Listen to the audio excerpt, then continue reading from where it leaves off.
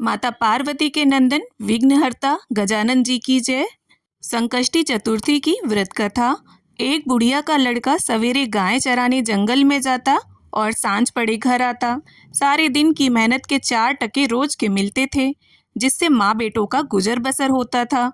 बुढ़िया को चौथ माता की कहानी सुनने का और व्रत करने का नियम बराबर चलता था। व्रत के रोज 5 लड्डू बनाती, 2 चौथ के, 2 विनायक के और 1 अपना। इस तरह नियम पालन करने से वह मोटी होती जा रही थी। पास पड़ोसिन को इस बात की जलन थी। उन्होंने बुढ़िया के लड़के को बहकाया। लड़के ने सोचा, मैं तो सारे दिन मेहनत करके रूखी सूखी रोटी खाता हूँ और यह घर बैठी लड्डू खाकर मोटी ताजी हो रही है।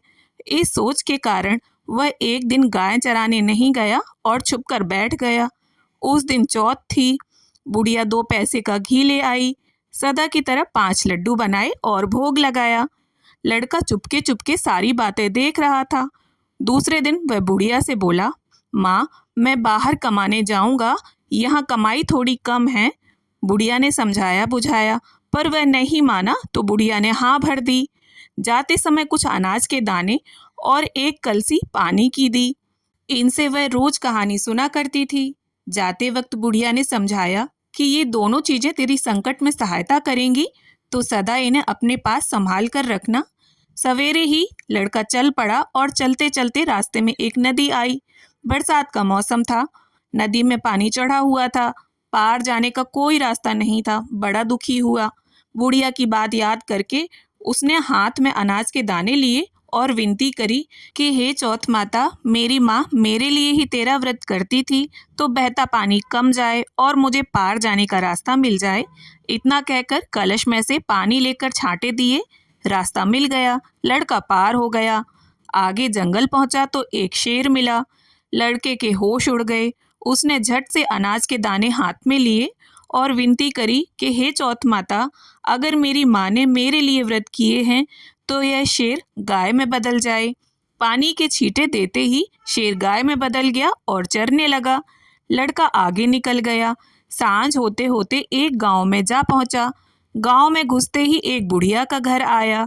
अंदर जाकर बुढ़िया से रात बिताने के लिए जगह मांगी। बुढ़िया ने दया करके हाँ भर ली। वह ठहर गया। रात को उसने देखा कि बुढ़िया मालपुए बनाती जा रही है और रोती जा रही है। लड़के ने अचंभा किया और पूछा कि हे बुढ़िया माई, यह क्या बात है। बुढ़िया ने बताया, बेटा, यहाँ का राजा छठे माह एक पकवान पकाता है। उसको पकाने के लिए हर बार एक आदमी की बलि दी जाती है और उसका यह नियम है कि बारी बारी से हर घर का एक आदमी लिया जाता है। आज मेरे 7वें लड़के की बारी है। उसको आज मालपुआ खिलाऊंगी। सुबह होते ही राजा का बुलावा आ जाएगा। लड़के ने कहा, माँ चिंता मत कर, कल तेरे लड़के के बदले मैं चला जाऊंगा। बुढ़िया ने कहा, दूसरे के बदले कौन मरता है और मैं तुझे क्यों भेजूंगी।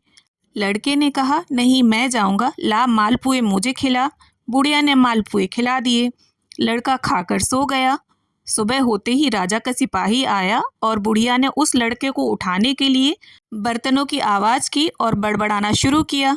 लड़के की आंख खुली, बात समझ गया और जाने के लिए तैयार हो गया।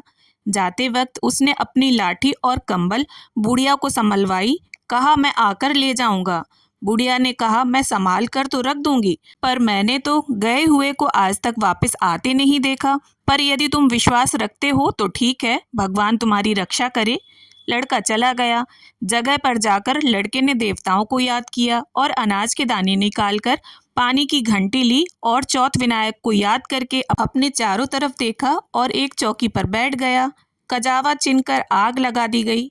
तीसरे दिन कुछ कुम्हारों के लड़के खेलते हुए उधर से निकले। उनके हाथ में एक पत्थर का टुकड़ा उछलकर कजावे पर जा पड़ा। पत्थर पड़ते ही उसमें बर्तनों की टंकार निकली। बात सारे गांव में फैल गई। लोगों ने अचंभा किया। नौकर चाकर भेजे गए। कजावा खोला गया। कांसे पीतल के बर्तन निकले। भीतर से आवाज आई, भाइयों, कजावा धीरे धीरे खोलना, अंदर आदमी भी है।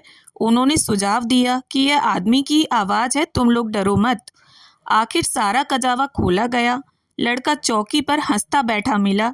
चौकी के चारों ओर जुहारे उगे हुए थे। पानी का कलश भरा हुआ था। राजा के पास लड़के को लाया गया।